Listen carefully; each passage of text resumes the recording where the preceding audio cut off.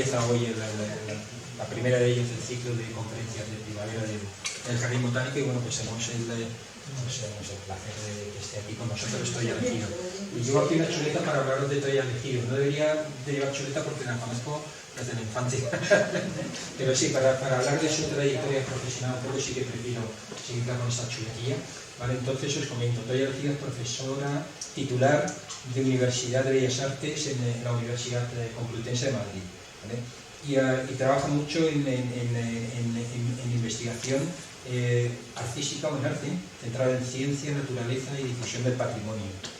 Es doctora en Bellas Artes desde el año 2001 y se centra su obra sobre todo en botánica, también exhibiéndola en exposiciones tales como comento algunas de sus exposiciones: Jardines Imaginarios en la Galería Sorin de París, Botánica Secreta en la Casa de la Ciencia de Logroño, esto en el 2020, estas dos exposiciones, Arte Abierto, Casa de Cor de 2018, Art al Jardín del Jardín Botánico de Valencia en 2017, Ars Herbaria, Jardín Botánico de Madrid 2015, Botánica, Museo de Evolución de Burgos en 2013 y Transgénicos, Colegio de España en París en 2011. Algunas de sus exposiciones os acabo de citar, ¿vale? Más allá del nombre completo es para que veáis que tenemos una trayectoria importante y consolidada en el arte.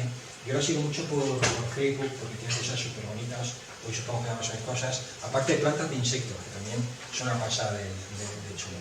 Así es que, bueno, y sus líneas principales de investigación en la actualidad están centradas en el reino vegetal, en el medio ambiente y en la gastronomía. Pues también, ¿no? Vale, y además ahora mismo está comisariando la exposición Ellas ilustran botánica, ¿vale? En la Casa de la Ciencia de Logroño, junto con Ana Revuelta y Lucía Diz, en el grupo de investigación de la Universidad Complutense de Madrid, Arte, Tecnología, Imagen y Conservación del Patrimonio Cultural. Vale, pues os dejo con Toya. Se da la circunstancia que Toya es de Albacete y de verdad que es que nos conocemos desde chiquillos, porque ahí está también Almudena, su hermana, que hemos ido juntos al instituto. Entonces, no, con el punto de eso que no, pero porque a mí me emociona que haya gente de Albacete, de mi quinta y todo esto, pues que al final pues haya sido una trayectoria pues un poco distinta a la mía, pero vaya, pero que hay puntos de conexión y de tal.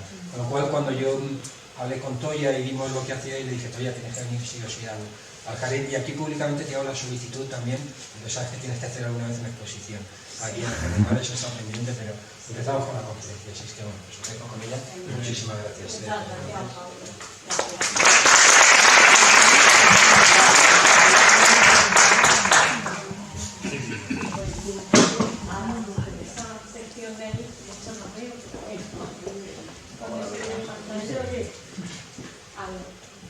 ¿Se oye ahora? Sí, ahora sí. Así mejor, vale. Bueno, pues...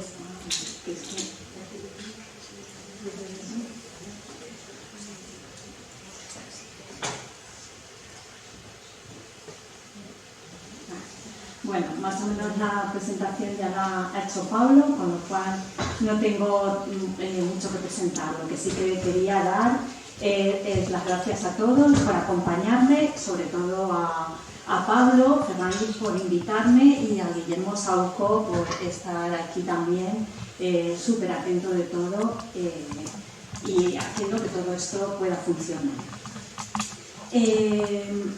Bueno, voy a ir contando cómo he desarrollado algunas de mis obras en paralelo a las investigaciones o comisariados que he ido haciendo en torno a la historia de las representaciones botánicas.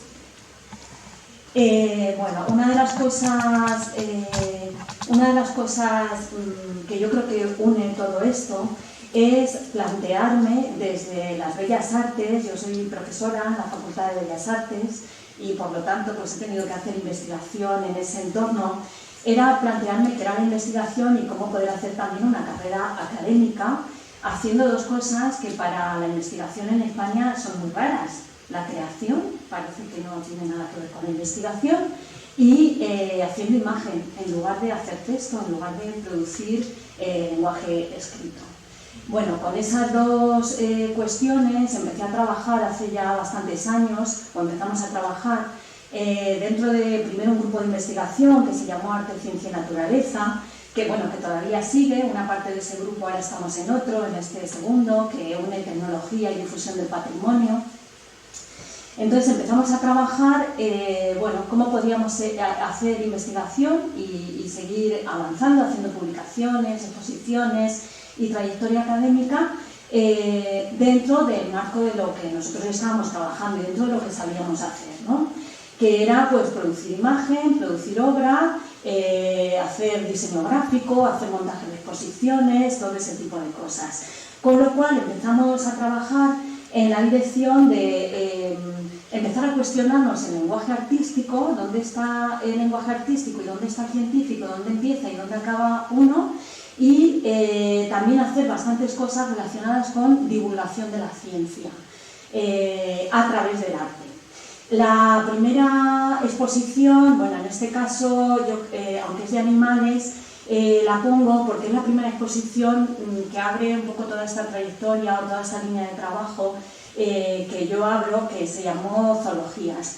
Fue una exposición que hicimos en el Centro de Arte Complutense, abajo del Museo del Traje en Madrid, y una exposición muy grande donde lo que hicimos fue sacar los fondos de los museos que eran científicos didácticos de la UCM, de las facultades de veterinaria, de biológicas, y los hacíamos dialogar con obras de, en este caso estos son los fondos.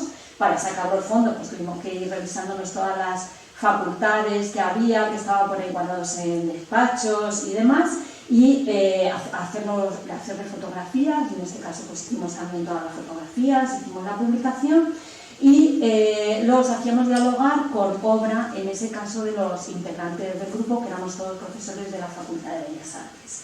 Aquí, por ejemplo, se ve un ejemplo, ¿no? Una pieza del Museo de Anatomía Comparada de Vertebrados, con esa obra de Manuel Barbero, que le pone esqueleto, ¿no? a todos los animales que en realidad no tienen esqueleto, ¿no? Y todo lo exponíamos juntos, pues haciendo un cuestionamiento de alguna manera entre lo que era arte y lo que era ciencia, difundiendo también esa frontera, pero hibridando un poco lo que sería el lenguaje científico con el lenguaje artístico. Bueno, en esta exposición, otra de las cosas con las que estuvimos trabajando, y esto ya yo creo que ha marcado siempre toda la trayectoria y un poco todo lo que hago, sean comisariados, o sea obra o lo que sea, fue trabajar con tratados antiguos, en aquel caso de zoología, pero bueno, a partir de entonces empezamos a trabajar también con tratados antiguos de botánica, ¿no?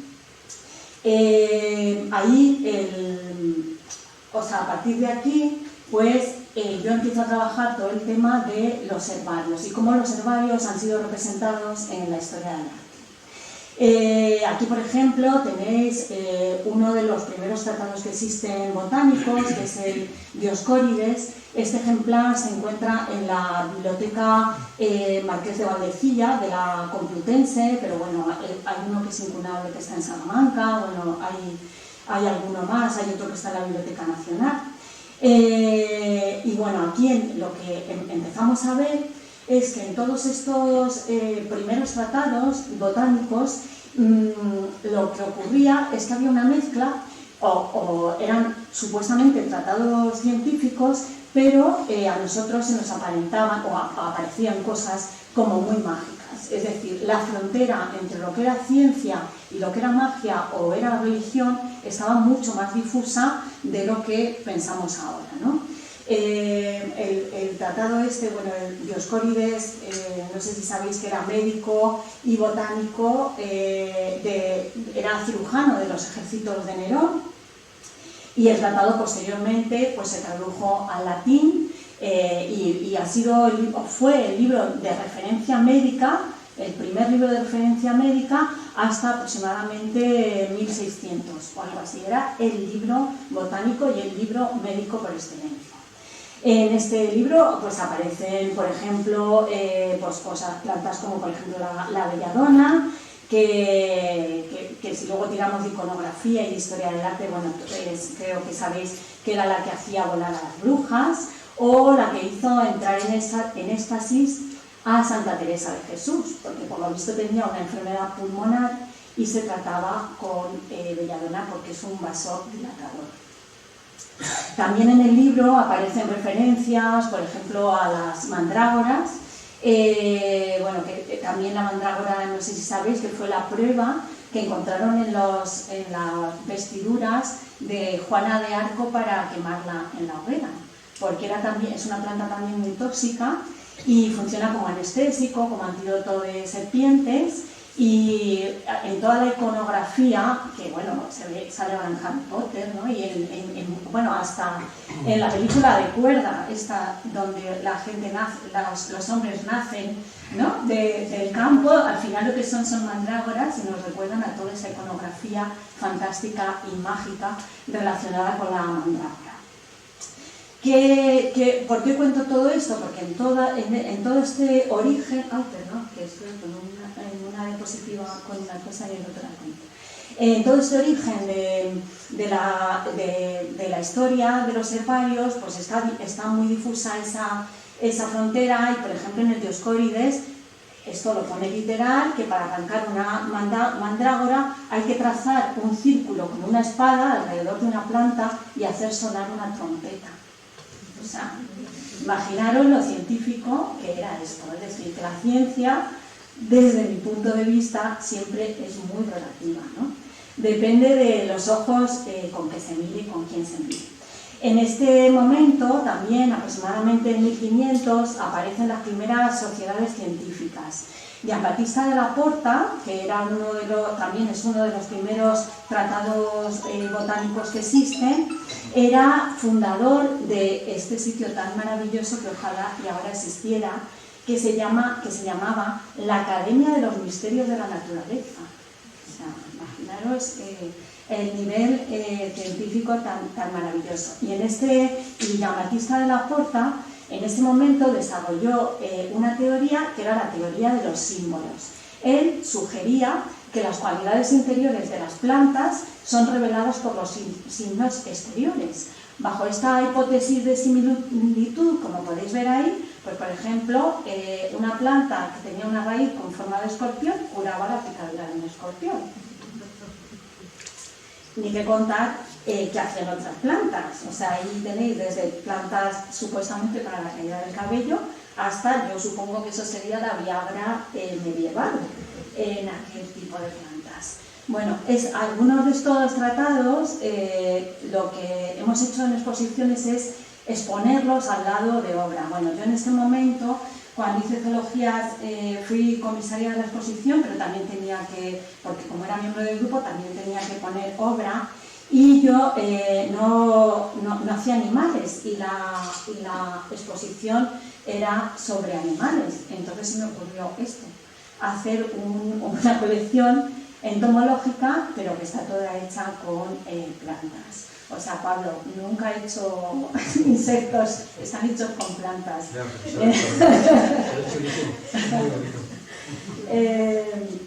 Bueno, y la expuse al lado de este libro que habéis visto, del de Giambattista della Porta, del libro original de Giambattista della Porta, y también la hice convivir, o sea, y estaba al lado también de insectos, algún insecto hoja y cosas de estas, de la colección entomológica de biológicas de la Complutense. Bueno, más o menos aquí,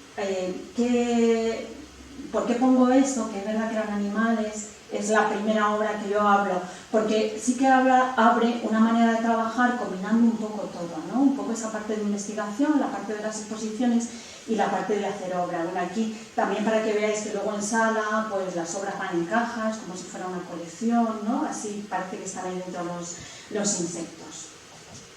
Bueno, como ocurre como os cuento que ocurre siendo de Bellas Artes y encima siendo profesor, pues lo que ocurre es que al final tienes que hacer de todo, la obra, la exposición, el diseño gráfico, el catálogo y todo lo que te pidan. Es decir, que los de Bellas Artes prácticamente valemos para todo. Desde pintar las paredes cuando vamos a hacer exposiciones hasta hacer la investigación, no nos queda otra.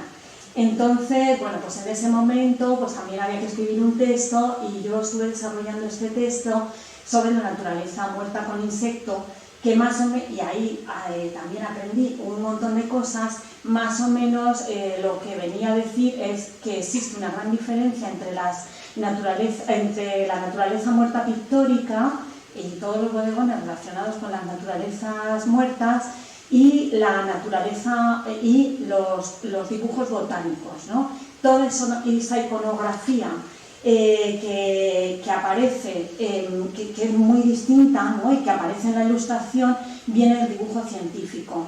Y la naturaleza muerta con insecto es un género que nace en el dibujo científico y que luego se traspasa a la iconografía del arte. Bueno, aquí podría seguir contando muchos rollos sobre eso, pero voy a resumir. En ese caso, en ese momento también, pues empiezo más o menos a descubrir todas esas láminas botánicas un poco híbridas que no se sabía dónde estaban, ¿no? En la frontera entre el arte y la ciencia. En este caso, por ejemplo, estoy poniendo ahí imágenes de, bueno, eran dos hermanos y el hijo también trabaja, que trabajaban para las cámaras de las maravillas, es decir, para los gabinetes de curiosidades, en este caso de Rodolfo II. En esos gabinetes de curiosidades, pues es verdad que lo que ocurría es que había muchas cosas que se traían de los viajes y las expediciones,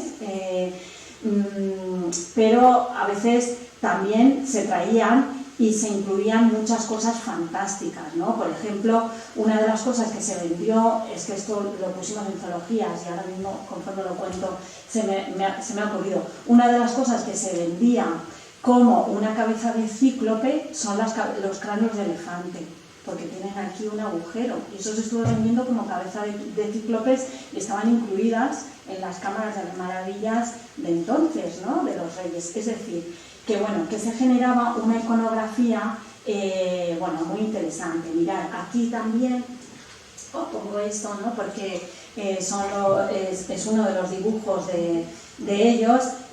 Fijaros en ese ser, ¿no? Que aparece ahí, hay dos que más o menos lo reconocemos, ¿no? Pero ese tercer ser que aparece ahí, pues es bastante más fantástico que real, ¿no? Es decir, que bueno, que hasta cierto punto, pues cuando posteriormente, pues yo por ejemplo desarrollo esta obra, está muy tardía, pero yo creo que tiene mucho que ver con esa primera obra que os contaba de los insectos, que estos insectos forman parte de otra obra que veréis, ¿no? Más tarde. Están hechos también todos con cosas vegetales, es decir, con hojas y tal, pues al final tampoco queda muy claro, ¿no? Que es más fantástico, si esto o aquello que aparecía ya dentro de los tratados, ¿no? Científicos botánicos. Bueno, el caso es que también hay quien dice que los autores solo tienen una obra, ¿no? Y al final esta obra la van repitiendo a lo largo de su vida. Bueno, creo que a lo mejor 2 o 3 consigo enseñaros, pero habrá muchas que se vayan repitiendo muchas ideas. Por ejemplo, en esta obra, que también es posterior, también son esos insectos vegetales, pero están hechos de manera mucho más digital, ¿no? Si los primeros eran como recortando y pegando y tal, pues estos están hechos ya con tratamiento digital, ¿no? Pero siempre inspirados en esos cámaras de las maravillas o gabinetes de curiosidades de la época.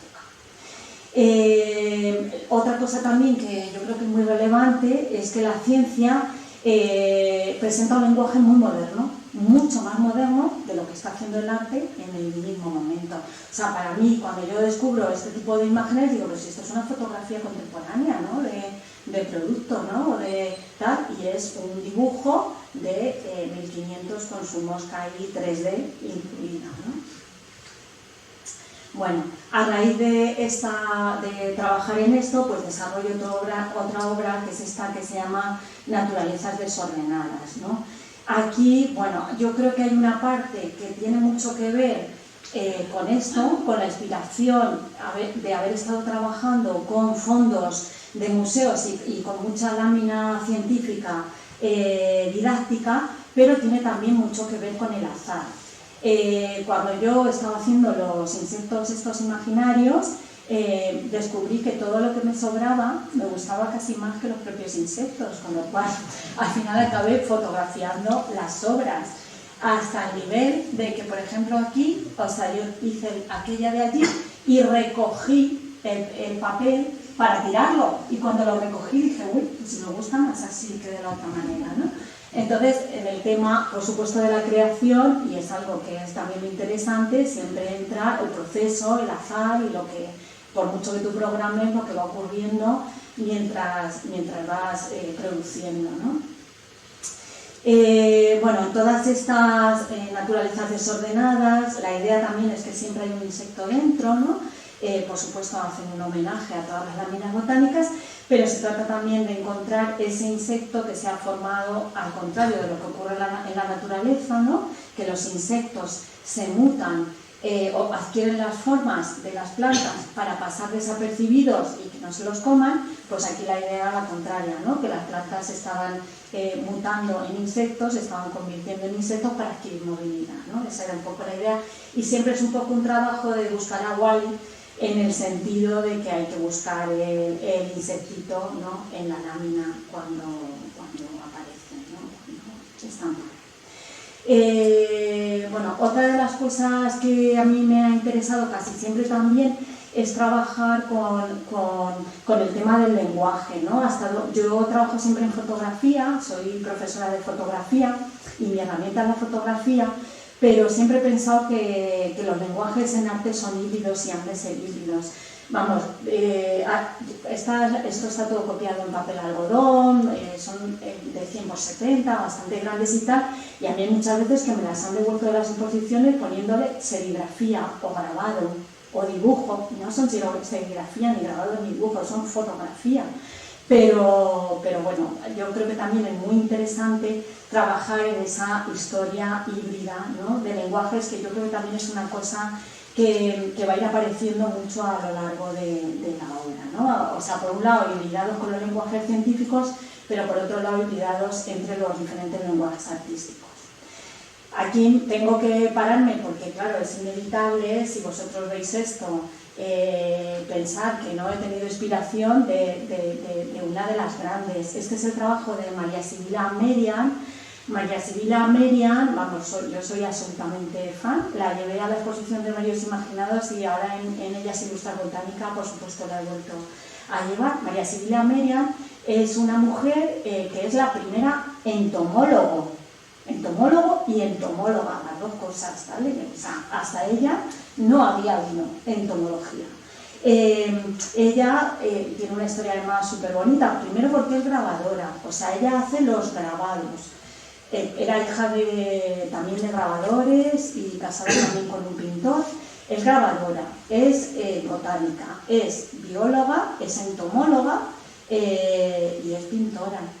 Además es la primera mujer que se embarca en una expedición científica con 40 años o 50, se separa del marido y se larga a Surinam a estudiar la evolución del insecto, de los insectos. Vamos, es una de las, yo creo que artistas más potentes que existen a nivel ilustración científica, botánica y entomológica. Y bueno, se va con una de las dos hijas, hay bastante trabajo que firman juntas.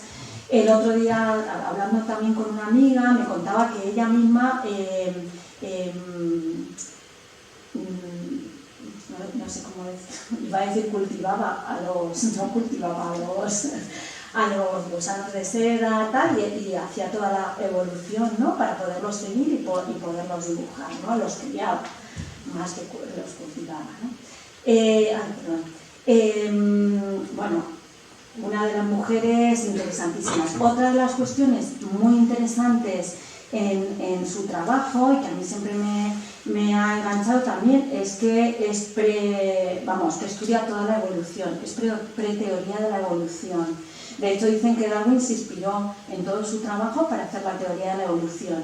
Y hay otra cosa que también es todavía más interesante desde las bellas artes, o que al menos a mí me interesa muchísimo desde las bellas artes, es que ella parte del arte para llegar a la ciencia, y todo su trabajo se basa en una idea, cómo de un gusano, que es algo tan feo, pueden hacer algo tan bonito como es una mariposa.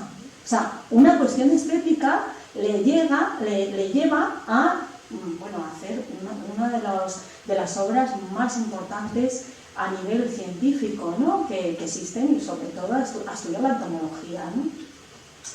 Bueno, así resumiendo la vida de estas mujeres, y es algo con lo que llevo trabajando bastante tiempo, este año hemos conseguido, entre Lucía, Ana y yo, inaugurar, hemos estado como 2 años haciendo la investigación, inaugurar esta exposición en Logroño que se llama Ellas ilustran botánica. Entonces hemos sacado a la luz mujeres de estas que ya nos gustaban, y más o menos desde 1500 hasta la época contemporánea llevamos unas 30 clásicas. Hemos puesto las obras, hemos intentado rescatar también retratos de ellas, ¿no?, para que se vean ahí. Aquí, como veis, todas estas son, aquí hay parte de algunas de las clásicas que llevamos, y luego también llevamos unas 20 artistas contemporáneas, también internacionales, que trabajan en la ilustración botánica. Por aquí también se ve, la expo bastante grande. Bueno, vamos a ver si hay suerte y también la consigo llevar a Madrid, que estoy así un poco en negociaciones con el botánico, o sea, que creo que sí, pero mirad, aquí por ejemplo hay otra obra de las antiguas que también a mí me interesa por el perfil también. Esto, aunque no se vea, son colas, están hechos en papel de seda. Es el primer herbario que existe, es lineano, o sea, tienen toda la descripción de Linneo, y están hechos en papel de seda. Y esta mujer, que también tiene una vida interesantísima, cuando se queda viuda, no digo nada, con 70 años se dedica a hacer este trabajo.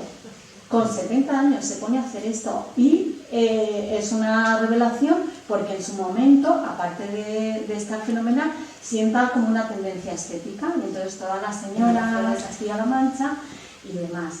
Y bueno, aquí veis también obra también de corte como mucho más científico, como Deborah Lanky, que también trabaja en Kew Garden y también es una artista súper premiada, ¿no?, con ilustración científica botánica. Bueno, como no podía ser de otra manera, tengo que llevar fotografía, porque yo soy profe de fotografía, yo trabajo en fotografía, y también tenemos una parte con fotografía desde los primeros fotogramas de Anne Atkin, que ahora os enseñaré alguno, hasta obra hecha con rayos X y cosas así. Mirad, aquí se ven un par de artistas también de las que llevamos allí. Y luego, ya para finalizar, y no me enrollo más con esto, pero en fin, que es que como lo tengo así tan reciente, ¿no?, esto podría haber hecho toda una ponencia de esto, pero me apetecía contarlo porque es que la inauguramos hace un mes o 2 meses, estará hasta el 20 de junio. Aquí ya hemos llevado también artistas jóvenes que trabajan con digital, ¿vale?, que todo lo que hacen es ilustración digital, pero desde Cathy Scott, que está haciendo todos los libros estos de Botanicum maravillosos. Si vais a cualquier tienda y veis libros de botánica así para niños, grandes, estupendísimos, son de ella. De Cathy Scott hemos llevado un vídeo precioso, hasta, bueno, Emily Bass tiene también unos libros preciosos de la semilla, de cómo vuelan las semillas, cómo germinan, y muy como para niños y tal, pero muy chulo. O sea que bueno, que también hemos llevado pues toda esta parte un poco de artistas contemporáneas que están trabajando un poco con otro lenguaje y con otra historia, ¿no? Bueno, así que este tema del género, que igual lo llevo trabajando bastante tiempo desde bastantes perspectivas, pues también a veces lo he trabajado con obra, ¿no? Esta es una obra ya del 2014 que se llama El origen del mundo, y esta obra, bueno, pues nace a colación de... La verdad es que nace porque una alumna mía que fue mi doctoranda, un día me llega y me dice que quiere hacer una tesis sobre la representación de los órganos, la representación en fotografía contemporánea de los órganos genitales femeninos y masculinos. Y yo le digo, pues claro, o sea, es de Murcia, una alumna de Murcia, que me dice que quiere hacer esa tesis. Bueno, y si ya encuentro el colmo es que es sorda, o sea, digo, es que esto hay que hacerlo, o sea, no podemos no hacerlo. Con lo cual, bueno, pues fue un trabajo interesantísimo y divertidísimo, en el sentido de que la tesis acabó siendo una obra, por supuesto, de corte feminista, y donde nos dimos cuenta que, bueno, que la mayoría del arte era bastante fábrico, que todo lo orgánico se relacionaba siempre con lo femenino y que nunca había estado dentro de los grandes mercados del arte o de los grandes reconocimientos del arte, y todo lo artificial y todo lo no curvilíneo y todo lineal se relacionaba con lo masculino, y sí que era lo que había llegado, ¿no?, a grandes sitios, ¿no?, las cosas bien de hierro, grandes, bastante en contra del ecosistema, ¿no?, de mantener el ecosistema y tal, pues eso es al final lo que triunfa, ¿no? Entonces, con toda esa filosofía y divirtiéndonos mucho y demás, acabamos haciendo una obra que ella hizo escultura, y yo pues hice esta serie, ¿no?, de obras que llamo El origen del mundo, y que acabó expuesta como en forma de libritos, un poco como visales, ¿no?, ahí que había que descubrir y tal, y bueno, por supuesto que está inventada y demás. Por supuesto, haciendo también un homenaje, también descubrimos, o nos dimos cuenta de que había un montón de artistas de los años 70, tipo Yuri Chicago, Miriam Zapiro, que estaban trabajando en la iconografía vaginal. La propia Georgia O'Keeffe, que todos conocéis, trabajaba, ¿no?, en esa línea con el tema vegetal, ¿no? Guillermo, este ordenador se está quedando sin batería. No sé si tenemos un cable, pero yo sigo improvisando, pero como el texto lo tengo aquí, no pasa nada. Vale, lo ponemos y sigo por aquí. Vale. Bueno, la siguiente obra que os voy a enseñar, no sé si queréis preguntar algo, decir algo, hablar. Es el momento. Sí, es el momento.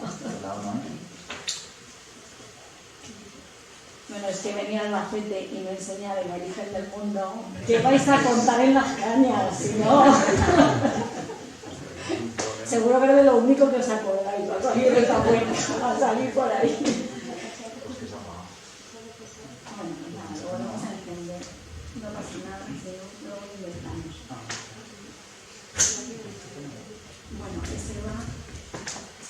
Bueno, esta obra que veis aquí, mientras va enchufando es otra obra que se llama, bueno, que yo llamé Esculturas Naturales, porque la idea era trabajar también, esa idea también de borrar un poco el límite entre las disciplinas y trabajar en volumen, que luego acaba en fotografía, pero en realidad yo creo que es una obra que es más escultura, ¿no?, que fotografía. En esos momentos también es verdad que estaba trabajando con el grupo de investigación, que había un montón de escultores y demás, y bueno, era cuestionar, para empezar, eso, ¿no? Y luego, para seguir, también todo lo que veis aquí está hecho de reciclaje, es decir, tanto, por ejemplo, aquí, pues si en un parque van a quitar las flores, vamos, voy a siempre a uno que las quitan muy a menudo, porque por contrata, aunque estén estupendas, las quitan, ¿no?, y plantan otras, y las tiran. Entonces ahí voy yo y las recojo. Entonces con eso voy cosiendo todas las flores y voy haciendo como esa especie de esculturas, ¿no? Entonces la idea es que todo el material fuera reciclado. Esto, por ejemplo, mi padre, cuando se empeña que hay que arar, cuando mejor está en el campo hay que arar y hay que cargárselo todas las amapolas, y entonces pues algo hay que hacer con eso, ¿no? Entonces pues empecé a desarrollar, ¿no?, todas estas series de reciclaje, es decir, de coger materia vegetal, ir cosiéndola y hacer como esa especie de esculturas y luego hacerle la foto. Aquí hay también una idea que yo creo que también es muy interesante así actualmente, que es esa idea de con qué materiales construimos el arte, ¿no? ¿Por qué es más noble hacer una escultura de bronce que hacerla de hojas. Hay que pensarse eso. Y luego hay que pensarse también otra cosa, ¿cuál es la huella ecológica que tiene el arte? Hace una semana, y me hubiera encantado traer algo más, estuve en una conferencia de unos compañeros que habían hecho un programa para medir la huella ecológica de las obras que hacían. Y entonces era flipante, decías, Dios mío, o sea, era un grupo de investigación que estaban haciendo estaban trabajando en cuestiones medioambientales y cada vez que producían obras se disparaba todo, ¿no? O sea, estaban consumiendo una cantidad de recursos brutales. Bueno, entonces, bueno, eso es un tema que está ahí, que a lo mejor también es otro de los temas que de alguna manera creo que hay que plantear. Bueno, aquí se ven en el Botánico de Madrid, esta obra la tuve ahí en una colectiva en el Botánico, ahí estaban los libritos y aquí estaba eso un poco para que la veáis. Bueno, no le traigo eso, pero... Después de esto, nos llamaron de la Complutense para hacer una guía de museos Complutense. Y en esa guía, pues la verdad es que lo que tuvimos una suerte increíble fue de poder rastrear todos los fondos que había en la Complu. Nosotros, Luis Castelo y yo, íbamos como fotógrafos. Bueno, habíamos hecho zoología, les había gustado lo que habíamos hecho ahí, entonces nos llamaron más que nada para fotografiar los fondos. Y en esos fondos empezamos a encontrar maravillas, desde las láminas didácticas botánicas, que aquí podéis ver, hasta esto que veis al otro lado, que son esculturas didácticas desmontables, que bueno, la facultad de farmacia tiene 200 metidas en armarios, son de Brendel, son de 1900, y he de deciros que en Albacete, en el IES, en el 1 hay. O sea, que son una pasada. Así que, bueno, habrá que sacarlas a la luz, pero que las tenéis ahí. Entonces, con esa, un poco inspirándome en esos monotes y en toda esa historia, empecé a desarrollar, junto con más cosas que os voy a contar, pues esta serie que se llama Flores de otro mundo. Es un herbario inventado, es un herbario fantástico y bueno, está un poco desarrollada con esa estética de las láminas botánicas y de esto, que son esos monotes que os digo, que es la colección de Brendel y que aquí tenéis, en el 1 hay. Son de 1800 y algo, 1900, están hechos en papel maché, son desmontables, vamos, son una maravilla. Son así, son grandes, una pasada de bonitos. Bueno, que para que veáis que a mí no me parecía mucho menos fantástico esto, que esto, ¿no? Que era lo que yo iba desarrollando. En realidad todo aquello me sirvió como inspiración para hacer esa especie, ¿no?, de herbarios fantásticos que enseñaban esto de Flores de otro mundo. A raíz de ahí, pues también empecé a tirar se había habido tratados que tenían iconografía de flora fantástica. Uno de los primeros tratados que existe es el manuscrito Voynich. El manuscrito Voynich es uno de los libros más curiosos que existe porque nadie lo ha podido descifrar. Está escrito en un idioma desconocido, se cree que es de 1400 por los análisis que han hecho del papel, pero nadie sabe descifrar ni el idioma ni las plantas que en él aparecen reflejadas. Vamos, incluso ha sido un libro clave en las ciencias ocultas y en todo ese tipo de cosas. Y luego así, en otra versión mucho más contemporánea, que es absolutamente divertidísimo, es el Codex Seraphinianus, que él hace un libro todo de ciencia fantástica y que también tiene este desarrollo de plantas fantásticas tan alucinantes como vamos, es bastante fácil encontrarlo en internet, si os interesa se puede hasta descargar entero el PDF. Bueno, yo conocía, obviamente siendo fotógrafa y de fotografía, el herbario de Joan Fontcuberta.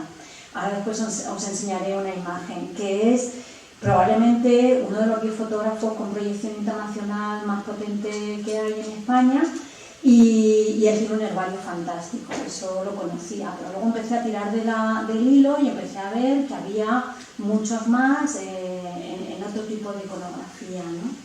Y bueno, de ahí más o menos desarrollé pues toda esta serie que por aquí podéis ver.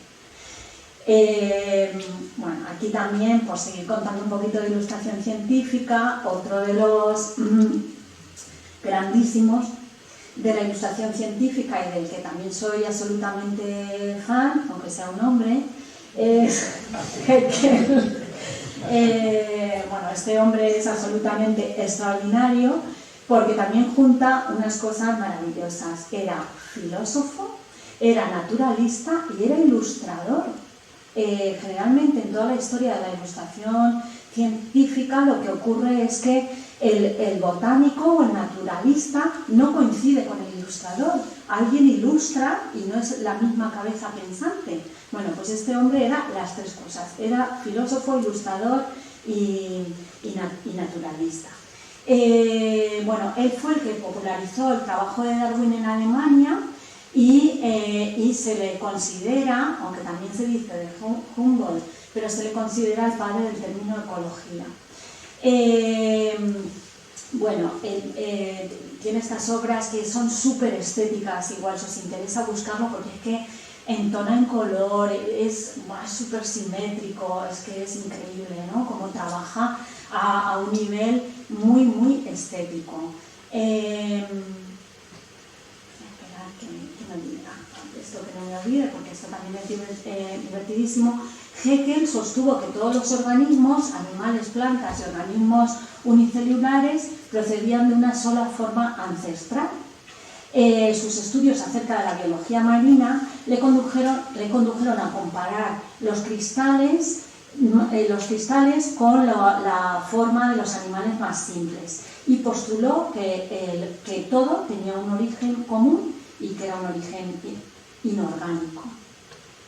Bueno, algo también muy interesante en su obra es que él, a través de todo el trabajo que hace a través del microscopio, abre una corriente estética muy interesante que luego deriva en todo el modernismo.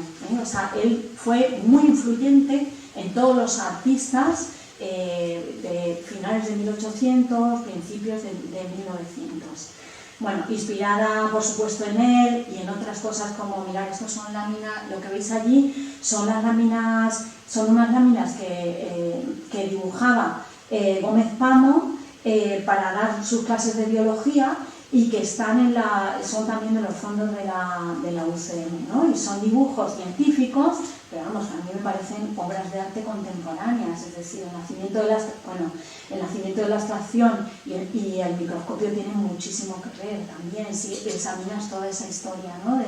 Desde otro punto de vista, ¿no? El poder ver con el microscopio. Bueno, a partir de todo este trabajo, pues empecé a desarrollar esta obra que le llamo Cosmos, y que la idea era trabajar con lo macro y con lo micro, ¿no? Con la idea de la teoría fractal o de los algoritmos recursivos, ¿no? La idea de que la naturaleza de alguna manera era fractal y de que el infinito siempre estaba incluido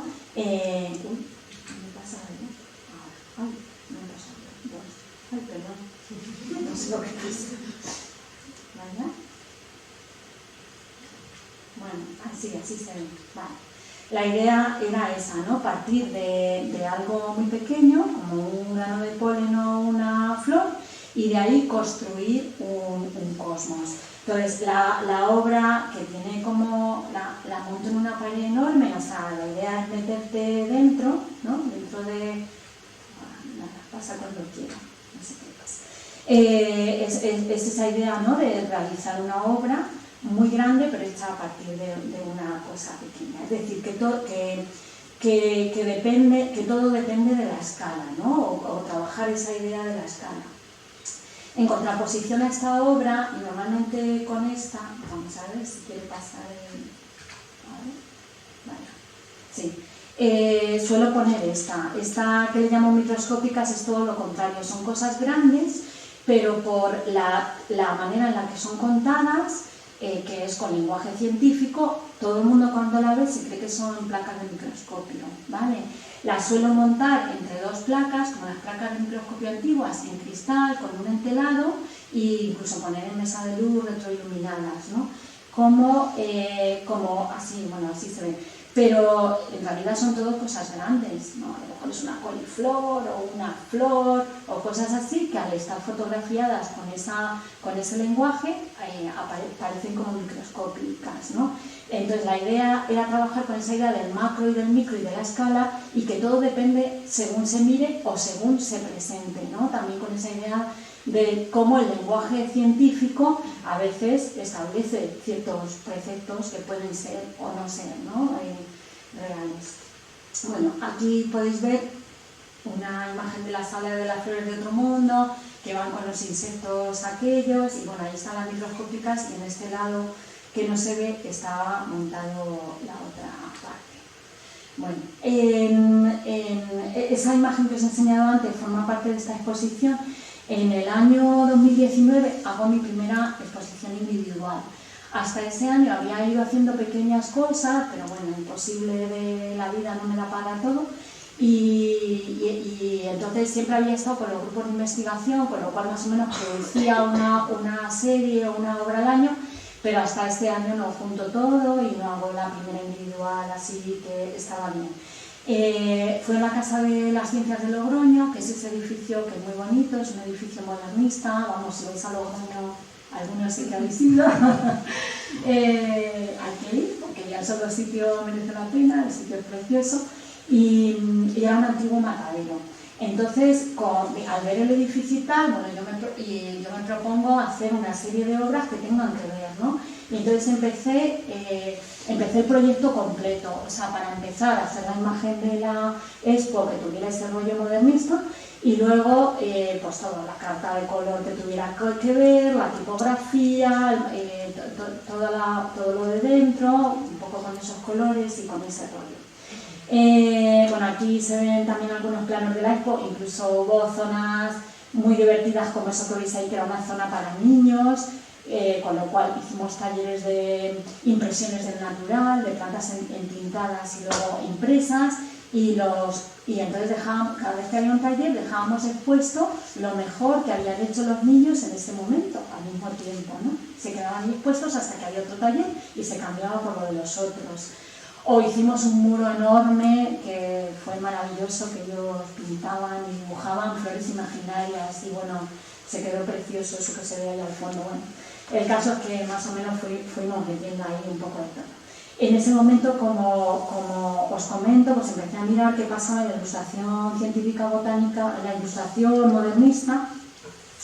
Y bueno, lo que pasa fundamentalmente es que casi toda trabaja, aparte de con una determinada paleta de color, con el tema de la simetría, ¿no? Y bueno, yo hice esta serie que llamé Art Deco, que estaba toda inspirada en ese principio de la simetría. Desde luego, volviendo otra vez a la misma idea de siempre, de lo que siempre me ocurre, que lo que ocurre es que yo había estudiado, porque yo me acuerdo de estudiar eso, es que existían las flores auténticamente zigomorfas, y luego dije, joder, es que aquí no hay nada, esto no es verdad. Es que cuando tú haces algo completamente simétrico aparece un híbrido, o sea, aparece un monster, ¿no? Igual que si nosotros nos hiciéramos simétricos, ¿no? Aunque ahora están haciendo eso como técnica en el modelo, ¿no? De belleza, que solo te hacen una parte, te duplican eso se está haciendo ahora en fotografía de belleza, pero bueno. El caso es que somos más alienígenas que humanos, y un poco en las flores pues también ocurre eso, ¿no? Que aparecen un poco seres fantásticos. Entonces toda esta es muy posterior, no es de las que establecí hace poco, pero bueno, a veces hay series que abro y voy un poco completando. Bueno, este tema que me tenía ya también bastante rayada hacía tiempo. ¿Por qué? Porque yo había visto que en los tratados de 1500, o por ahí, me parecían súper modernos, pero era porque eran muy sintéticos, mucho más sintéticos que todo lo posterior. Por ejemplo, aquí veis el primer tratado que hay después de venir de los viajes de América, es el Tratado de las Drogas y Medicinas de las Indias Orientales, es el primer tratado que hay en español después de los viajes de América, es el primer sitio donde aparece una piña representada, y fijaros cómo son los dibujos. O sea, por ejemplo, aquel de allí, yo decía, pues esto es de una modernidad absoluta, ¿no? Yo siempre había tenido ahí una medio teoría que al final medio acabé confirmando con una cosa, ¿no? Medio acabé confirmando con Mutis. Es la influencia, ¿no? La influencia de otras culturas, la influencia, por ejemplo, de los dibujantes del dibujo sudamericano, ¿no?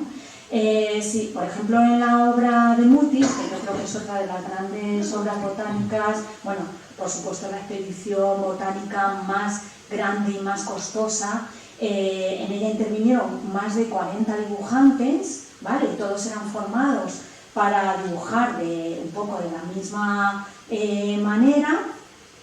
Todos los fondos de esta colección están o la mayoría están en el Jardín Botánico de Madrid. Incluso se pueden visitar, se pueden descargar y todo. Y bueno, eran un poco, fijaros que es un trabajo súper simétrico, ¿no? Ya os digo que hay más de 7.600 dibujos de la expedición. O sea, es la gran obra de ilustración botánica, ¿no? que existe. En ella, bueno, contaros cosas muy interesantes, que yo creo que lo que ocurre es que como había muchos dibujantes que eran criollos, lo que ocurre es que hay una hibridación entre el lenguaje que había aquí en aquella época y el de allí, que es mucho más sintético. Y de ahí sale esta obra, que es absolutamente moderna y, bueno, y súper relevante, ¿no? en la historia de la ilustración. Hablando con Esther García Guillén, que es la conservadora del Jardín Botánico, nos comentó que había estado una investigadora colombiana y que había descubierto un agujerito en algunas de las láminas. El agujerito que había descubierto era porque trazaban con compás las láminas, hasta que no llegó ella y no se puso con la lupa y tal, o sea, que habían dibujado hasta todas esas formas, ¿no? con compás. Bueno, la colección es maravillosa, pero bueno, ahí la pongo para seguir un poco enseñando cosas de ilustración científica botánica. Bueno, en toda la época esta que os cuento, vuelvo a la época modernista, aquí está Moritz Neuer, hay bastantes estudios relacionados con la botánica, ¿no? Moritz Neuer era diseñador y trabaja en un momento dado con Karl Brosfield. Bueno, es que no puedo no ponerlo porque es probablemente el fotógrafo más conocido botánico que existe en toda la historia, ¿no? Y bueno, es también muy interesante porque es el profesor de una escuela de arte. En realidad él no fotografía como fotógrafo, él fotografía para que sus alumnos copien esas formas para luego hacerlas en forja y para hacerlas en ornamento, porque era profesor en toda la escuela de la que surge la Bauhaus. Entonces, incluso son los alumnos de la Bauhaus los que los llevan a una exposición y dicen, este señor haciendo esto es la nueva objetividad. O sea, todo el movimiento de fotografía contemporáneo que empieza en 1900 y esta iconografía la abre él y la abre con botánica y la abre haciendo este trabajo y abre toda esa corriente de la nueva objetividad fotográfica. Bueno, es un hito en foto, es un hito en botánica, en muchas cosas. Y ahora es bastante conocido porque Loeb está publicitando todo con su obra, que es obra de 1880 y de 1900. Las colonias de Loeb van con las fotos de Brosfield, las vallas que veis por ahí, los anuncios y todo, porque compró parte de los fondos y entonces se ha dedicado a hacer toda la campaña con eso. Mirad, esto por ejemplo es lo que os contaba del herbario fantástico de Joan Fontcuberta, que Joan Fontcuberta es el fotógrafo internacionalmente, uno de los más conocidos internacionalmente.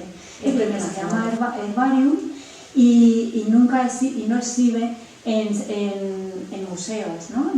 Él exhibe en museos de ciencias naturales y cosas así. En el momento que la hace, el 95% de la gente que va a ver la exposición se cree que esas plantas han existido. Y son todas con trozos, incluso con trozos de animales, o sea, el herbario de Fontcuberta es la locura.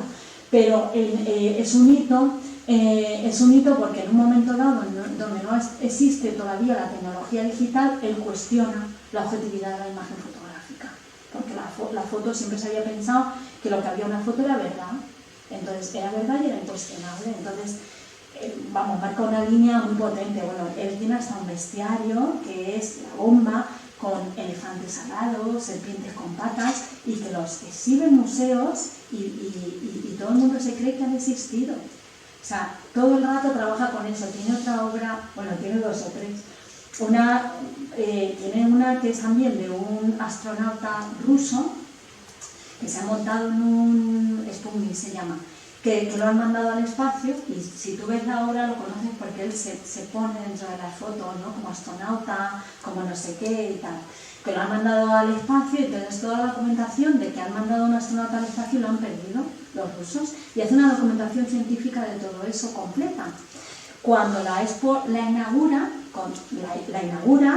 y la inaugura en ruso y demás, llama a la embajada rusa y le cierra la exposición, porque dicen, pero ¿cómo este tío está contando cosas que desconocemos? Que creían que era espionaje, que había traspasado toda la información, ¿no? Pues entonces, bueno, lo que hace este hombre es jugar precisamente con todos esos canales, ¿no? El objetivo, lo veraz, lo tal, y los traspasa, pues en este caso en herbario, en otro caso en animales o este tipo de cosas. Bueno, os cuento eso porque es un autor muy, muy relevante, ¿no? Y tiene este trabajo. Bueno, con todos los fondos que habíamos visto de los museos, con toda esta historia, pues justo antes de la pandemia y juntando a los artistas que nos gustaban y demás, Luis Castielo y yo, que trabajo muchísimo con él, es compañero mío de la facultad y codirector del grupo de investigación y demás, montamos esta exposición en Madrid que se llamó Herbarios Imaginarios. Bueno, algunos de los que estáis aquí sí que vinisteis a verla.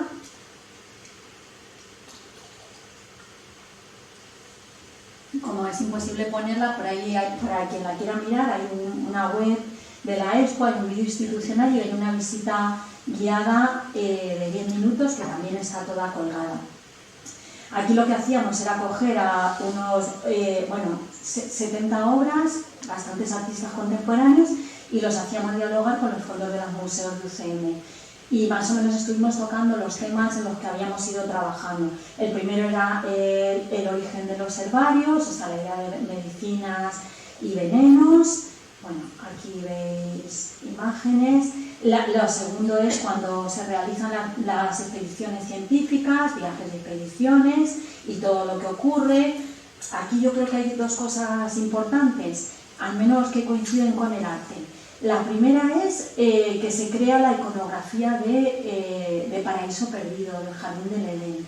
A raíz del descubrimiento de América, el Paraíso Perdido existe y está en Sudamérica, ¿no? En un territorio donde no hay que currar porque las cosas crecen solas, ¿no? Para cultivar y para comer. Entonces, esa idea del Jardín del Edén se traduce mucho en toda la iconografía artística. Bueno, hasta el punto que los tratados científicos de la época, lo primero que te encuentras en la portada de muchos es una Adán y Eva. O sea, eso se repite en muchos tratados botánicos. O sea, que lo primero que hay ahí es una Adán y Eva con el paraíso. Y luego ya empezamos a hablar de plantas, ¿no? Y bueno, y luego haciéndolo dialogar también con artistas contemporáneos que o bien cuestionan todo el tema de la colonización o bien pues se plantean, por ejemplo, cuestiones relacionadas con los jardines botánicos, ¿no? Aquí, por ejemplo, Paula Anta trabaja esa idea de la naturaleza artificializada, ¿no? Como al final extrapolamos una naturaleza de un sitio y la metemos en otro. Bueno, cosa que no ocurre en este jardín botánico, porque es uno de los pocos que tiene flora autóctona, por favor. O sea, que está muy bien pensado a nivel conceptual, porque no es un jardín de plantas exóticas, ni de paraíso perdido, ni nada de eso, ¿no? O que a la gente le encanta, ¿no? A mí también. Pero bueno, eso sí, los artistas contemporáneos van siempre por ahí. Aquí hicimos otro territorio, también sacamos los monotes, las esculturas estas, y nos dedicamos a las flores, a la creación del jardín y todo eso, ¿no? Y haciéndolo dialogar con artistas que estaban trabajando en esa línea. Y la última parte la dedicamos a la ciencia y algo al medio ambiente. La verdad que esta fue la parte que de la parte científica había mucho fondo, pero de la parte de medio ambiente era de la que había menos. Y bueno, yo creo que esto es un poco asignatura pendiente, aunque trajimos a artistas muy interesantes que están trabajando con material orgánico y demás, pero yo creo que fue lo que se nos quedó un poquito más cojo. Bueno, os cuento eso porque al final un poco lo que ocurre es esto, ¿no? Que yo no sé cómo van los procesos, ¿no? O sea, este año había estado con las láminas botánicas, con los herbarios, con los libros de algas, y ese verano obviamente me voy a Asturias o por ahí y lo que hago es dibujo con algas, pero es que ¿de dónde ha salido? Si es que todo eso estaba ahí detrás, a veces no sé cuándo viene delante o viene detrás, pero lo que sí que tengo claro es que toda la investigación al final es un poco la fuente de inspiración del trabajo, ¿no? Del trabajo que hago. Bueno, no sé cómo va de cansado, ¿queréis preguntar? ¿Vais bien? ¿Queréis preguntar así para algo hasta aquí? Bueno, sigo así. Sí, venga, pregunta. La expedición de Mutis fue a Perú, ¿no? La expedición de Mutis fue a Perú, ¿no? La expedición de Mutis, yo no sé si que Colombia, seguro. Y no lo sé, aquí seguro que hay alguno que sabe más de eso que yo. Es que sale en un libro que ha salido hace poco, se llama El país de los sueños perdidos. ¿Te suena? No. De Sánchez Ron. Eso es muy interesante porque es la historia de la ciencia en España desde los visigodos hasta ahora. Y es que de Perú, En concreto, perdón, hay un apartado que habla de América. Entonces, una expedición que organizaron, que tuvieron que pedirle permiso al rey de España para poder ir a los territorios que dominan España. Es que hay otra de Perú que es de, ahora me acordaré, porque lo tuvimos también en herbarios, luego me acordaré del nombre, pero hay una expedición que es de Perú y es anterior a la de Mutis, seguro. Habla de Mutis, habla de Mutis, pues entonces a lo mejor también estuvo en Perú. Pues si no hay el libro, te lo recomiendo, ¿sabes? Ah, pues sí. Lo que pasa es que tiene 1000 páginas, pero pues no la llegaré, pero... Bueno, ¿sigo? sí. ¿Sigo? Vale. Bueno, bueno, el caso es que así un poco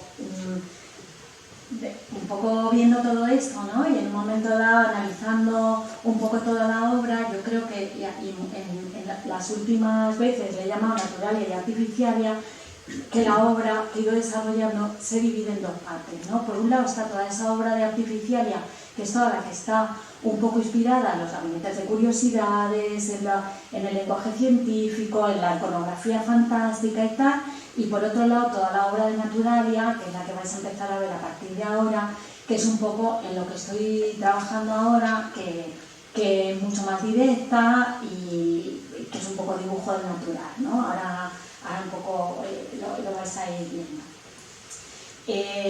Yo creo que esta obra, así la primera vez que se empieza a ver parte junta, es en la exposición que hice en San Sebastián, en la Fundación Cristina Enea. Los de San Sebastián habían visto la de Botánica Secreta y me llamaron para ir ahí. La Fundación Cristina Enea está fenomenal, porque aparte de ser un palacio modernista en el centro de San Sebastián, en medio de un jardín alucinante que fue donado por Cristina Enea para que se conservara como jardín y como palacio, está dedicado a la difusión del medio ambiente y de la ecología y demás. Entonces, bueno, era muy interesante trabajar con ellos. Cuando yo llegué allí me encontré esto, es decir, me encontré fuera esto, es decir, es que eso fue una foto que hice con el móvil de lo que había fuera. Vamos, que me interesaba más el parque y que pensaba que iba a ser mucho más chulo lo que se iba a poder ver fuera que lo que se iba a poder ver dentro.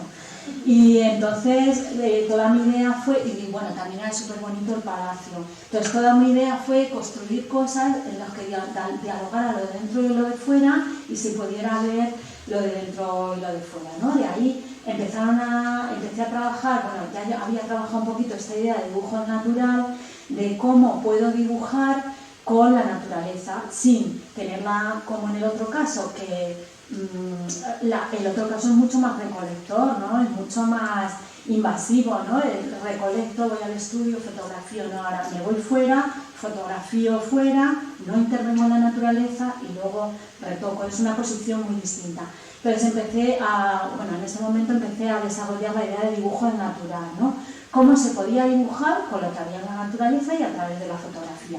Y bueno, desarrollé, por ejemplo, estos árboles, ¿no? O esto es todo foto, que no lo parece, pero es foto, y están hechas, ahora veréis, en días nublados o con calima, o así, para poder luego trabajar. Y la obra pues quedó en sala un poco de esta manera, ¿no? Están copiadas en un papel de cozo, que es así como color crema, muy muy fino para que transparentara lo de fuera, de manera que entraban las sombras de dentro, o sea, las coloqué como stores, ¿no? Pues fueron en las ventanas y demás, un poco para que dialogara todo eso, ¿no? Entonces, bueno, aquí tenéis esta parte de los desnudos, que yo le llamo desnudos porque es un género también de la pintura, en este caso son madrileños y vascos, y aquí tenéis los desnudos manchegos, también hay desnudos manchegos. Después de haber hecho eso, pues un día también yendo con mis padres al campo, de camino a Artor, había una niebla alucinante y yo dije, parar, que llevo trabajando esto muchísimo y está aquí solo, sin necesidad de currar tanto en versión digital ni nada, sino que solo hay que pararse, ¿no? Y entonces, bueno, hice esto y amplié la serie, ¿no? Con esos desnudos de Albacete. Bueno, aquí también para que veáis, la idea un poco era también instalar con lo que ya había dentro, ¿no? O sea, de manera que estuviera un poco todo integrado, ¿no? Y en esa parte lo que hice fue meter esas piezas de dibujo, de bocetos de dibujo natural. En realidad, esto que veis aquí es como un cuaderno de bocetos donde voy viendo con lo que hay, qué diferentes trazos puede hacer la naturaleza si yo las miro de una determinada manera. O sea que era todo el rato trabajar un poco en esa idea. Por supuesto, esta es otra obra que a mí me ocurrió, supongo que como a todo el mundo, que justo cuando fue la pandemia yo estaba con la exposición de varios imaginados, que era una exposición de 100 y pico piezas, de no sé cuántos autores, o sea, había estado súper estresada, con lo cual me vino fenomenal que me encerraran y que me pudiera quedar en mi casa a leer, a trabajar y a dejar de producir. Y lo único que eché de menos fue la naturaleza. Yo creo que a todos nos pasó algo parecido, ¿no? Y entonces cuando salí, es que lo que más me apetecía era mirar al cielo y ver vegetación. Y entonces empecé con esta serie que se llama Cielos desconfinados.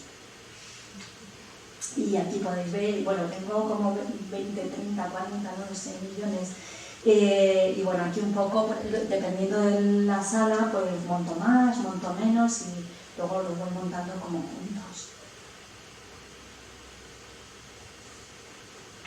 Bueno, y esto continúa también esa idea del dibujo y es se llama herbario chino, pero he tenido que poner que es de Albacete porque lo he hecho todo aquí.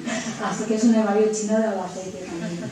Y bueno, esto también fue al acabar casi la pandemia, o medio no había acabado, que yo me vine al campo con mis padres, con la excusa también un poco de que los tenía que cuidar, me pude escapar de Madrid y entonces hice este herbario. El herbario está hecho con la luz natural, o sea, está hecho en la puesta de sol y las propias plantas proyectan su sombra. Yo recojo la sombra que proyectan, ¿vale? O sea, están proyectadas ponía un papel vegetal grande, la luz del atardecer está aquí está la planta y por aquí fotografío, por delante fotografío. De manera que se han dibujado a sí mismas. Como están proyectadas a sí mismas, lo que ocurre es esto, que tienen restos de color. En los fotogramas, por ejemplo, que se hacen con foto, no hay color, o si hubieran sido fotografiadas hubieran sido diferentes, pero como se han proyectado, cuando hay mucho sol, en las partes más finas siguen proyectando el color, ¿no? Entonces era pues igual, seguir con ese trabajo de crear un herbario, en este caso de plantas silvestres de la flora manchega, retroiluminadas, ¿no? Por decirlo de alguna manera, o que se dibujaran a sí mismas. Y aquí veis un poco en sala, esto es de la Fundación Cristina Ainea, un poco por cómo conviven todas esas obras que más o menos son de la misma historia. Esas obras que veis ahí, en realidad, esta es la anterior, ¿no? Nacen un poco todas de estas.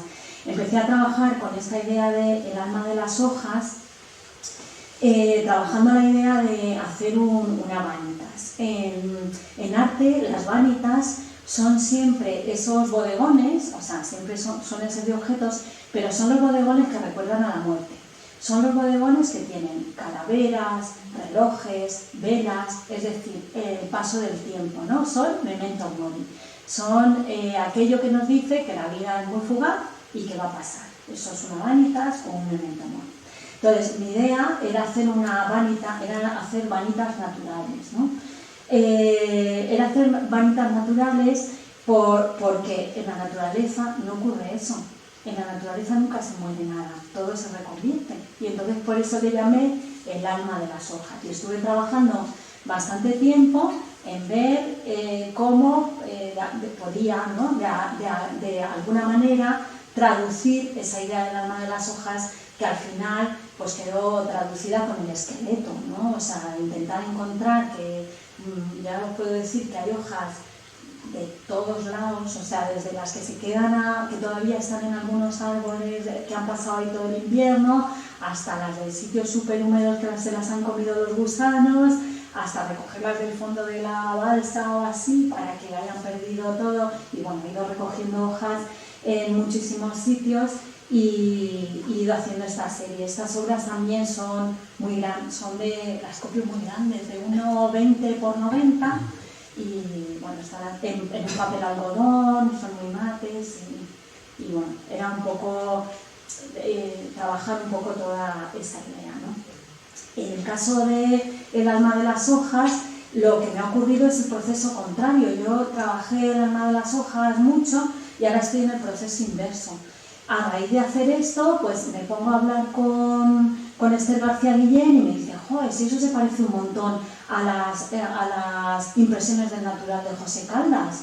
O encuentro, por ejemplo, ahora os voy enseñando Leonardo da Vinci. Esto es de Leonardo da Vinci, es una impresión del natural de 1400, no, 1900, sí que ha vivido Leonardo da Vinci.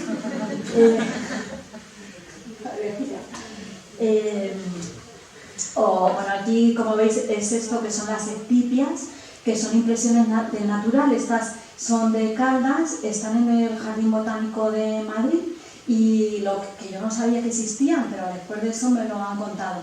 Lo que ocurría es que en las grandes expediciones científicas no les daba tiempo a dibujar todo, entonces entintaban las plantas, las prensaban y ya las tenían dibujadas, y luego las coloreaban. O sea, este tipo de dibujos, que mucha gente no lo sabe, son coloreados a posteriori, son la planta impresa al natural y luego coloreados.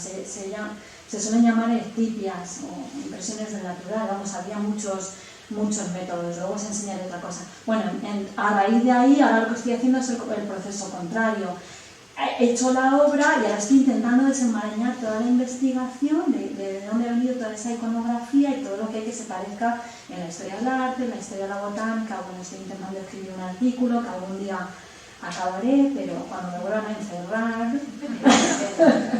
Pero bueno, esto es de de Albertus Seba, que es un libro también alucinante.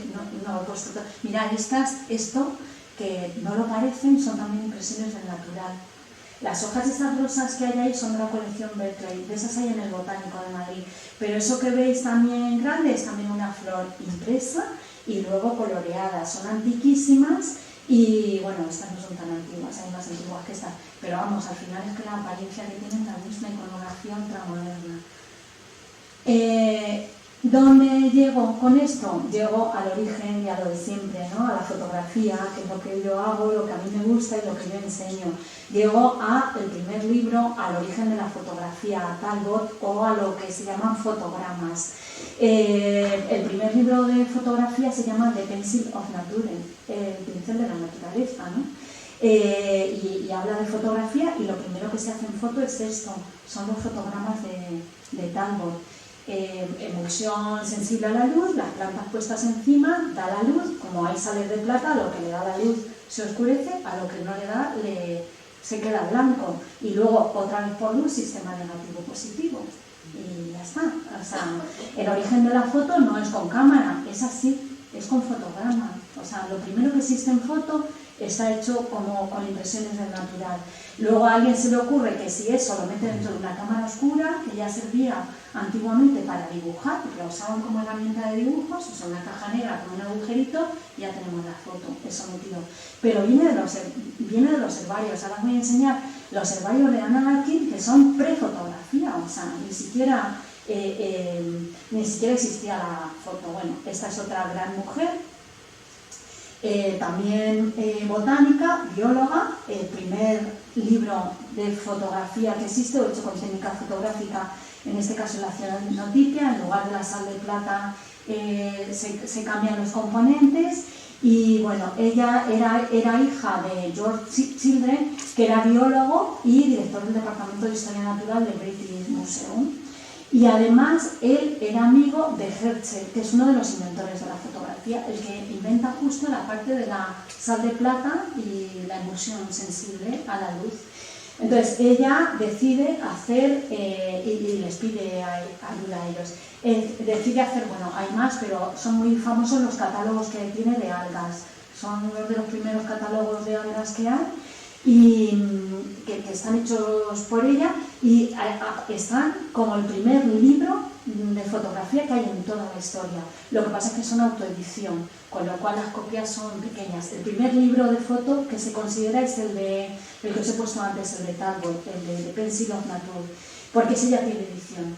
Y sin embargo, los de Anna Atkins eran manuales, y cada libro se hacía cada cianotipia y había que hacer otro igual, y otro igual, y otro igual, y no sé cuántos hay se produjeron, 10, 8 o algo así, me parece. También la pongo por una cosa muy interesante, que si vosotros muchas veces ponéis botánica y arte, la mayoría de las cosas que os aparecen por ahí son cianotipias. Y si ponéis cianotipias, la mayoría de las cosas que aparece es botánica, porque hemos heredado del lenguaje de la cianotipia que hay que hacer plantas, y lo hemos heredado de ella. O sea, es increíble, casi nadie hace cianotipias que no sean plantas. Todos los autores que ha habido posteriores, vamos, os vais a encontrar 200.000. Asociamos este azul, ese color y ese sistema a los herbarios. O sea, que ahí, por ejemplo, se le ha dado la vuelta, ¿no? De algo más o menos científico ha nacido algo artístico, pero que además no puede salir de la representación botánica. Bueno, otra de las mujeres que hemos descubierto ahora, por ejemplo, haciendo algo parecido, era Cecilia Louise Gleiser, que es bastante desconocida. A los 13 años hace estos herbarios, ¿no? También era de padre científico, hija de padre científico, y no sé, bueno, hace una gran colección de herbarios, de helechos, perdón.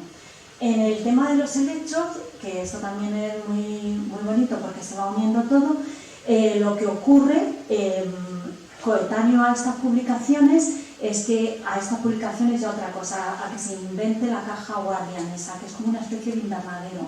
Lo que surge es una gran moda no solo de crear invernaderos, en 1800 y pico, de que la gente los tenga en casas a partir de que cultive helechos, sino existe lo que se llama la pteridomanía, que es la fiebre del helecho.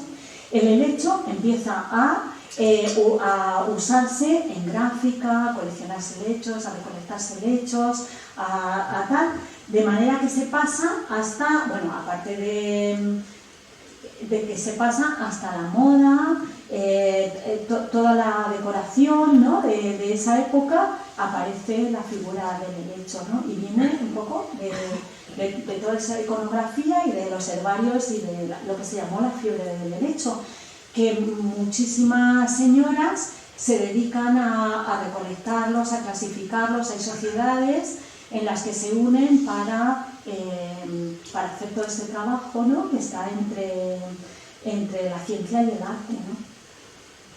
Bueno, aquí también tenéis una de las obras más maravillosas que existe sobre helechos y que son impresiones del natural. Son los helechos entintados en verde y impresos. Bueno, después de esto, esta ya es la última expo que esta la hice este verano en el castillo de Santa Catalina de Cádiz, que es enorme, es toda la parte esa de allá arriba y está en un sitio maravilloso y bueno, es que solo hago exposiciones en sitios bonitos, así lo digo. Así que merece la pena ir solo por los sitios, porque es donde, vamos, son los más bonitos que hay en toda España para exponer. Bueno, en esta, aquí os voy a presentar, bueno, pues sobre todo porque la imagen de la expo se hizo con esta obra, que se llama Tendencias Naturales, y son las tendencias naturales de otoño. Esta es una pieza que aquí, bueno, vais viendo un poco cómo se va conformando, que es esa pieza, y que la idea era hacer un catálogo de hojas, o sea, que fuera un archivo como de formas de hojas, pero también de color. Yo seguí en primavera haciéndola y era imposible juntarlas, porque en primavera las hojas tienen otro color, o sea, tienen mucho más azul, y entonces, bueno, pues ahora tendré que hacer la de primavera y luego la de invierno y luego la de verano, supongo, pero de momento solo tengo acabada la de otoño. Y quiero enseñaros esto, porque esto es una carta de color, que es de las cosas más curiosas que existen. Es una carta de color de 1700 y pico, 1800, que estaban hechas porque las expediciones científicas no les daba tiempo a colorear las láminas. Entonces tenían una carta de color hecha y apuntaban números. Y cuando llegaban luego aquí, las expediciones, había gente que las coloreaban. Esto es una joya, ¿no? Prácticamente no hay en el mundo, y una de las que hay, que es bueno, hay varios pliegos de esta carta, están también en el Botánico de Madrid. Es una absoluta maravilla. Y bueno, yo creo que tiene mucho que ver, ¿no?, con esto. Y aquí se ve la pieza en sala, la pieza es muy grande, mide como cada obra es una cosa así, y la planteo también en un muro muy grande, ¿no?, como 2 por 3 metros o 2,5 por 3 o algo así. Bueno, pues después de todo esto, lo que me pregunto yo y lo que pregunto en general siempre que hago trabajo es ¿qué es el arte?, ¿no? O por lo menos en esas estoy, ¿no? Siempre intento responder a esta pregunta, y cada día tengo más claro que el arte jamás va a superar a la naturaleza, porque es imposible que creemos algo más bello de lo que crea la naturaleza. Con esa idea, en lo que estoy trabajando últimamente es simplemente en trabajar con materia vegetal e intentarla enseñar de la manera más sencilla posible. En todo este trabajo, lo que veis aquí son pétalos de flores, o sea, algo súper mínima, y nada más que colocarlos ahí como si fueran una joya o algo súper importante, incluso una mancha o un trazo dentro de un folio en blanco, que es el lienzo, ¿no? Es decir, que lo único que intento es comunicar un poco esa idea de que tenemos que cuidar la naturaleza, porque realmente si todos pensamos que todo lo natural es arte, algo que piensas que es arte y que es cultura jamás lo destrozarías, ¿no? Que no, es una cosa muy valiosa. Y bueno, prácticamente lo que os cuento, lo que quiero un poco comunicar es un poco bioinspirar, que experimentéis la naturaleza en vuestro interior y que penséis, pues como yo, que las creaciones de la naturaleza son insuperables. Acabo con una frase de mi admiradísimo Stefano Mancuso. Si no lo conocéis a alguien, pues yo creo que los libros más increíbles que hay ahora relacionados con divulgación de lo vegetal los ha escrito él.